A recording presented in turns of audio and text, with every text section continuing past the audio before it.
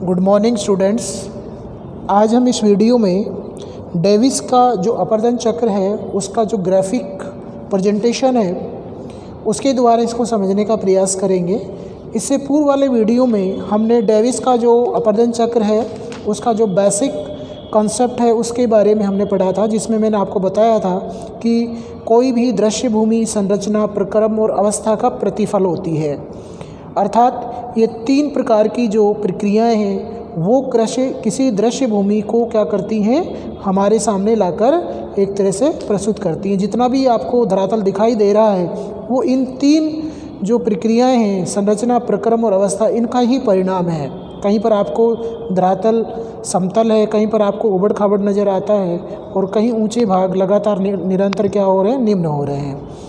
तो डेविस ने अपनी जो अपर्दन चक्र की संकल्पना है उसको एक जो ग्राफिक जो चित्र है उसके द्वारा समझाने का प्रयास किया है। जैसा कि आप चित्र में देख पा रहे होंगे कि उन्होंने इसको एक डायग्राम के द्वारा समझाने का प्रयास किया है, जिसमें उन्होंने क, ख और ग एक वक्र वो लिया है ग्राफ लिया है, जिसके अंतर्गत उन्होंने ये बताने का प्रयास किया है कि क और ख ऊंचाई को बताता है और क और ग समय को बताता है कि एक ऊंचा उठा हुआ भूभाग समय की एक अवधि में किस तरह से एक आकृतिहीन जो एक तरह से जिसे हम समतल या समप्राय मैदान कहते हैं उसमें क्या होता है, बदल जाता है।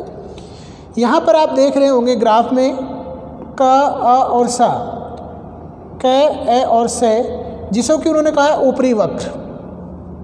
ऊपरी वक्र से तात्पर्य ये है कि ये पर्वत श्रेणी और जल विभाजक है, यानी कि ऊंचे उठे भाग हैं क, ए और ये से, यानी कि ये जो वक्र है इसको उन्होंने कहा है ऊपरी वक्र, अपर कर्व, जो क्या बताता है, पर्वत श्रेणियों की ऊंचाई को बताता है। और ये पर्वत श्रेणियाँ जल विभाजक का क्या करती हैं, काम करती हैं।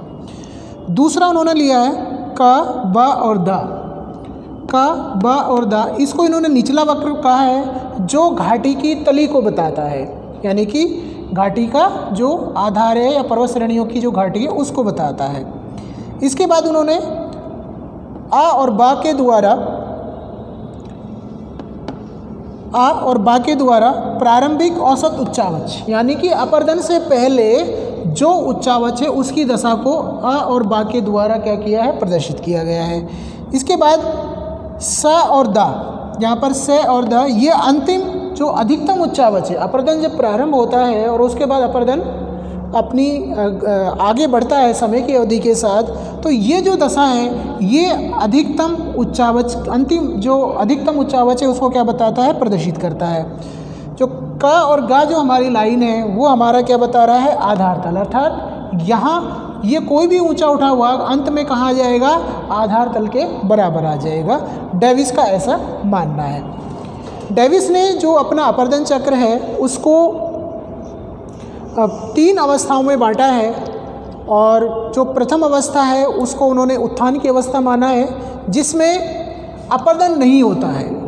डेविस का स्पष्ट कहना है कि जब तक उत्थान होता है अपर्दन प्रारंभ नहीं होता। इसका मतलब यहाँ पर यह हुआ कि अपर्दन के जो कारक हैं तब तक सक्रिय नहीं होते हैं जब तक कि उत्थान पूर्ण नहीं हो जाता है। आगे जाकर विद्वानों ने सबसे ज़्यादा आलोचना उनके इसी कथन की क्योंकि अपर्दन के जो कारक हैं, हवा बहना नहीं रुकती है, पानी बहना नहीं रुकता है, ऐसे ही जो दूसरे कारक हैं वो उत्थान होने का इंतजार नहीं करते हैं। जैसे ही कोई विभाग ऊंचा उठता है वो हमेशा सक्रिय रहते हैं और वो अपना प्रभाव उस पर उसी समय से क्या करते हैं, छोड़ना प्रारंभ कर देते हैं। ये अलग बात है कि उत्थान की दर यदि अपर्दन के कारक से ज़्यादा है तो वो भूभाग तेजी से क्या उठता है, ऊपर की ओर उठता हुआ चला जाता है। अपर्दन के कारक उतने प्रभावी नहीं होते हैं।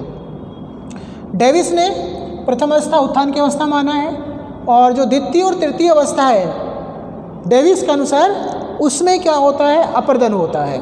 तो उन्होंने यही कहा है कि प्रथम अवस्था में अपर्दन प्रारंभ नहीं होता है, जो अपर्दन चक्र की दूसरी और तीसरी अवस्था है उसमें अपर्दन प्रारंभ होता है।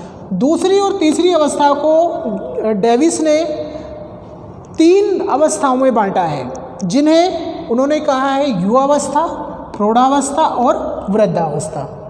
उत्थान रुकने के बाद युवावस्था, प्रौढ़ावस्था और वृद्धावस्था, इन 3 अवस्थाओं में क्या होगा, किसी भी ऊंचे उठे भूखंड का अपरदन प्रारंभ होता है।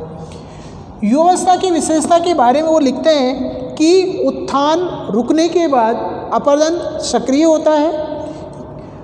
पर्वतीय क्षेत्रों में अपरदन का जो प्रमुख कारक होता है उसको उन्होंने नदी माना है। जब भी हम अपरदन चक्र की बात करते हैं डेविस की, तो यहाँ पर नदी अपरदन चक्र से उसका तात्पर्य होता है। युवावस्था में क्या होता है कि जो आपकी जल धाराएँ हैं, नदियाँ हैं, वो ऊपरी वक्र को प्रभावित नहीं करती हैं, यानी कि जो कुल ऊंचाई है, अधिकतम ऊंचाई है, वो अधिकतम ऊंचाई क्या होती है, बनी रहती है। उच्चावच निरंतर बढ़ता जाता है। उच्चावच निरंतर बढ़ता जाता है, इसका मतलब यहाँ पर ये है कि ऊंचाई का अपरदन नहीं हो रहा है, लेकिन घाटी की तली में जो घाटी है उसमें नदियाँ उसको निरंतर क्या करती हैं, गहरा करती हैं, जिससे ये कोई क्षेत्र है, पर्वतीय क्षेत्र है, तो यहाँ पर इस पर अपरदन नहीं होता है, लेकिन जो नदियाँ हैं इसको क्या करती हैं, धीरे धीरे गहरा करती हैं। तो जो कुल उच्चावच है वो क्या होता है, वो बढ़ जाता है, यानी कि उच्चावच निरंतर, ऊंचाई और निचाई का जो अंतर है वो निरंतर क्या होता है, बढ़ता जाता है। उत्थान इस अवस्था में शून्य होता है, अर्थात उत्थान रुक जाता है, उत्थान बिल्कुल नहीं होता है।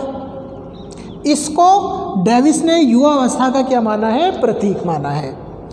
इसके बाद डेविस जो अगली अवस्था के बारे में बताते हैं वो है प्रौढ़ावस्था। प्रौढ़ावस्था के अंदर भी अपरदन सक्रिय रहता है और वो निरंतर जारी रहता है, लेकिन इस अवस्था के आते आते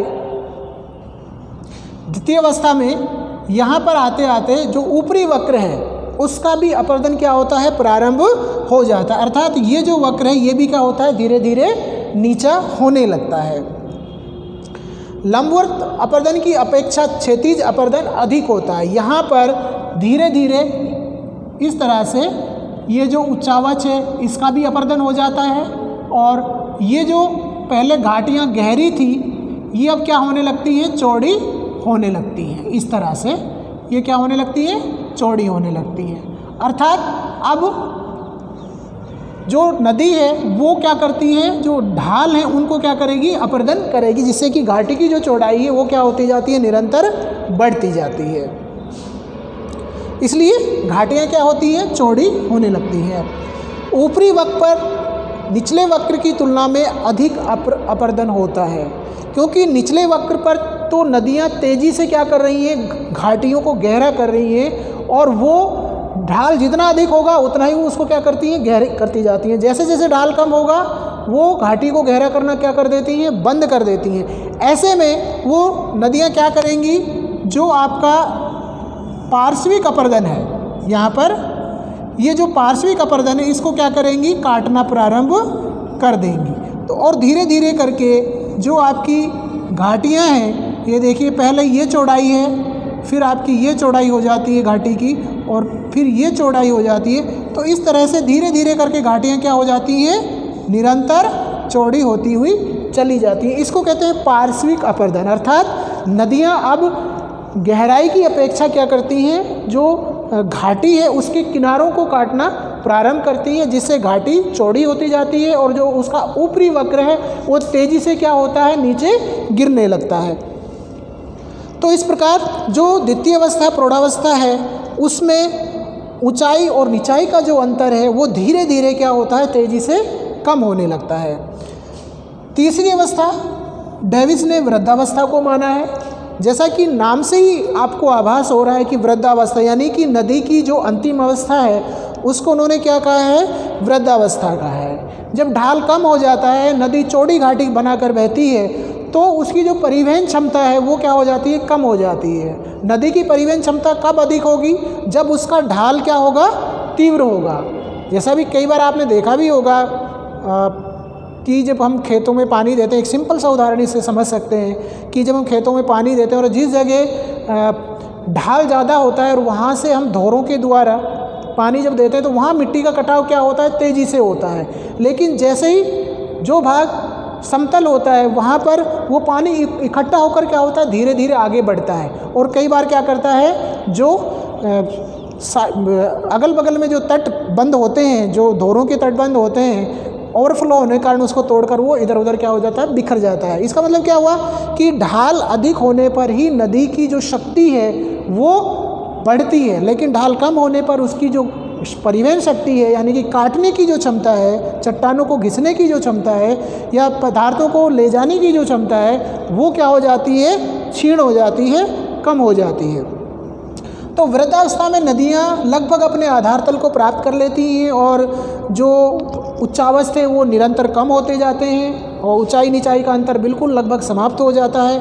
और नदियाँ इस अवस्था में आकर एक तरह से क्या करती हैं, मियांडर बनाती हैं या विसर्ग बनाकर बहती हैं। उच्चावच घटने लगता है, संपूर्ण स्थलखंड की ऊंचाई कम होने लगती है, नदियाँ आधार तल को प्राप्त कर लेती हैं, अंत में दोनों वक्र मिल जाते हैं। यहाँ पर देखिए तीसरी अवस्था का जो अंतिम पड़ाव है वहाँ पर ऊपरी वक्र और निचला वक्र लगभग क्या हो जाते हैं, दोनों मिल जाते हैं, यानी कि ये जो अंतर यहाँ पर था इतना बड़ा, वो अंत में आकर क्या हो जाता है, लगभग समाप्त हो जाता है। अंत में दोनों वक्र मिल जाते हैं। अपर्दन के अंत में स्थलखंड एक आकृतिविहीन समप्राय मैदान में बदल जाता है। डेविस ने स्थलखंड का जो उत्थित स्थलखंड है, अपर्दन चक्र के अंत में जो शब्द प्रयोग किया है, जो स्थलखंड का निर्माण होता है, जो आकृति बनती है, उसको उन्होंने समप्राय मैदान कहा। समप्राय मैदान से तात्पर्य है कि दूर से देखने पर जो लगभग कैसा दिखाई देता है, समतल जैसा दिखाई देता है, लेकिन यदि हम नज़दीक जब जाते हैं तो वहाँ पर आपको छोटे छोटे जो ऊंचे क्षेत्र थे, ऊंचे पर्वत श्रेणियाँ थी या ऊंची जो भाग थे, उनके अवशिष्ट भाग आपको नज़र आते हैं। लेकिन दूर से जब हम देखते हैं तो वो लगभग आपको कैसे दिखाई देंगे, बिल्कुल समतल दिखाई देंगे, इसलिए उन्होंने इसको कहा है समप्राय मैदान। और चक्र के अंत में जब अब उस क्षेत्र में जो ऊंचे उठे भाग हैं, उनके जो अवशिष्ट भाग हैं, ऊंची उठी जो पहाड़ियाँ हैं, उनको उन्होंने क्या क्या कहा है, मोनोडोनाक, यानी कि ये ऊंचे उठे हुए भाग के क्या है, अवशिष्ट भाग हैं, जिन्हें उन्होंने किस शब्दावली से नवाजा है, मोनोडोनाक से। Thank you. आप इसको डायग्राम को बनाएंगे और इसका नोट्स तैयार करेंगे। स्क्रीन पर अगर नहीं दिख रहा है तो स्क्रीनशॉट लेकर इसको आप अपने नोटबुक में क्या करेंगे, शेयर करेंगे। Thank you.